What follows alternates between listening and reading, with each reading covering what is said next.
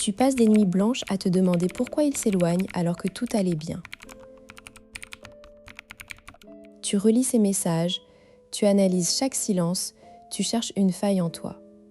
Et pourtant, au fond, tu sais qu'il tient à toi, mais son comportement te dit le contraire. Pourquoi un homme qui aime intensément se met-il soudain à distance ? Ce n'est pas un manque d'amour. C'est un paradoxe que la science explore depuis des décennies. Levine, en 1982, a montré que l'intensité émotionnelle peut déclencher une réaction de retrait chez les hommes. Mais ne t'attends pas à une explication simpliste. La peur de l'intensité n'est pas une fatalité. Elle se décrypte. Après cette vidéo, tu sauras reconnaître les signes d'un attachement profond qui se camoufle en distance. Tu comprendras pourquoi il fuit quand il est le plus amoureux. Et surtout, tu auras 3 techniques concrètes pour inverser la dynamique sans jouer à des jeux. Le discours populaire dit « S'il t'aime, il reste. S'il s'éloigne, c'est qu'il ne tient pas à toi ». Cette croyance est aussi fausse que dangereuse. Elle repose sur une vision linéaire de l'amour. Plus on aime, plus on se rapproche. Mais la réalité est bien plus complexe. L'attachement, selon Bowlby, n'est pas une ligne droite. C'est un système d'alerte. Quand l'amour devient trop fort, le système d'attachement peut s'inverser. La proximité déclenche une peur archaïque de perdre l'autre ou de se perdre soi-même. L'homme ne s'éloigne pas parce qu'il aime moins, mais parce qu'il aime trop, et que son cerveau interprète cette intensité comme un danger. Le mécanisme caché s'appelle l'activation du système défensif. Levine a démontré que chez les hommes, une forte activation émotionnelle peut inhiber les comportements d'approche. Concrètement, plus il ressent de l'amour, plus son cerveau lui envoie des signaux de prudence. Attention, tu es vulnérable, protège-toi. Et ce n'est pas un choix conscient. Son corps réagit. Le cortisol augmente, la dopamine chute, l'amygdale s'alarme. Il devient mal à l'aise dans l'intimité, alors même qu'il en a envie. C'est un conflit entre son désir de fusion et sa peur de la dépendance. Prenons le cas de Vincent, 38 ans, architecte à Lille. Vincent vient de vivre une rupture douloureuse il y a 2 ans. Il rencontre Sarah, 34 ans, graphiste. Tout se passe bien pendant 3 mois. Il rit, il voyage, il lui dit qu'elle est incroyable. Puis, un soir, alors qu'il prépare un dîner chez elle, Vincent se met à parler moins. Il évite son regard. Sarah lui demande ce qui ne va pas. Il répond « Rien, je suis fatigué ». La semaine suivante, il espace ses messages. Il décline 2 rendez-vous. Sarah panique. « J'ai fait quelque chose de mal ?» Elle le confronte. Vincent se ferme. Il dit « J'ai besoin de temps pour moi ». Sarah interprète cela comme un rejet, alors que Vincent, lui, est terrorisé par l'intensité de ses sentiments. Un soir, il finit par avouer « Quand je suis avec toi, je me sens tellement bien que j'ai peur de tout perdre. Alors je m'éloigne pour ne pas souffrir. » Sarah est stupéfaite. Elle croyait qu'il s'ennuyait d'elle, alors qu'il la fuyait par peur d'être trop amoureux. Ce scénario est typique. Levine l'a observé en laboratoire. Des hommes soumis à une forte excitation émotionnelle. Par exemple, regarder des photos de leur partenaire aimé montre une activation des zones cérébrales liées à l'évitement. Leur corps veut fuir alors que leur esprit veut rester.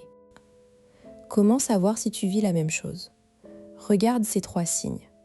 Premièrement, il s'éloigne après des moments de grande complicité. Après un week-end parfait, il devient distant. C'est le signe que l'intensité a dépassé son seuil de tolérance. Deuxièmement, il a du mal à exprimer ses émotions positives. Il te dit « je t'aime » d'une voix mal assurée ou il change de sujet quand tu es tendre. Troisièmement, il critique des choses insignifiantes chez toi. Soudainement, il trouve que tu parles trop fort ou que tu ranges mal. C'est une façon de créer de la distance pour retrouver son équilibre. Comprendre ce mécanisme change tout. D'abord, tu arrêtes de douter de son amour. La distance n'est pas une preuve de désintérêt. Ensuite, tu peux agir sans précipiter une rupture. Enfin, tu transformes une faiblesse apparente en opportunité de renforcer le lien. Technique numéro 1. Réduis la pression implicite. Quand il s'éloigne, ne le rattrape pas. Plus tu cours après lui, plus il fuit. Montre-lui que tu es stable, que tu n'as pas besoin de lui pour être bien. Exemple concret, il ne répond pas pendant 2 jours. Au lieu de lui envoyer 3 messages, tu envoies un seul message léger. J'espère que ta semaine se passe bien. Pense à toi. Pas de reproches, pas de demande d'explication. Quand il revient, car il reviendra, ne le questionne pas. Accueille-le normalement. Content de te voir, tu as faim? Tu normalises son absence, tu supprimes la culpabilité. Petit à petit, il associera le rapprochement à un sentiment de sécurité, pas à une menace. Technique Neuro 2 utilise le recadrage émotionnel. Quand il exprime son malaise, par exemple, il dit « Je ne suis pas fait pour une relation sérieuse, ne le prends pas au pied de la lettre ». Réformule « Ce que tu ressens, c'est la peur de perdre ta liberté ? Moi aussi parfois. Mais on n'a pas besoin de décider aujourd'hui. » En nommant l'émotion sous-jacente, la peur, tu désamorces sa défense. Tu montres que tu comprends, sans le menacer.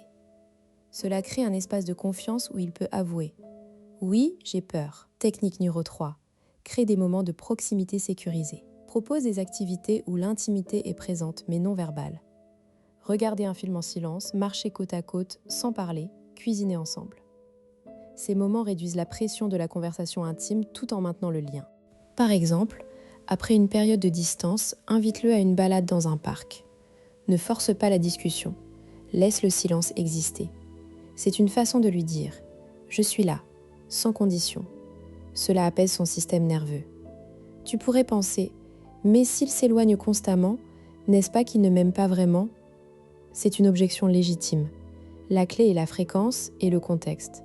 S'il revient toujours vers toi après ces phases de retrait, c'est que l'attachement est réel.